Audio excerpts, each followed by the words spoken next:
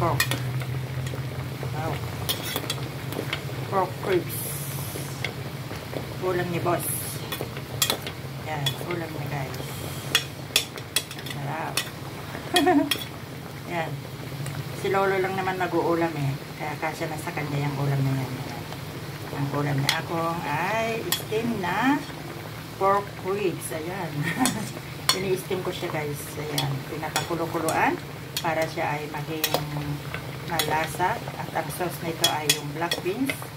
Konting pan. Yan. Ulam niya for tonight. Yan. Thank you guys for watching. Ang aming simpleng ulam ay yan. Ilang piraso lang yan guys. Si Lolo lang kakain. Ayan. Yan. 1, 2, 3, 4, 5, 6 piraso. Ang ulam ni Lolo Boss for tonight na karne. Yan. Taulamin natin ng gulay at karne para lumakas ang ating Lolo Boss.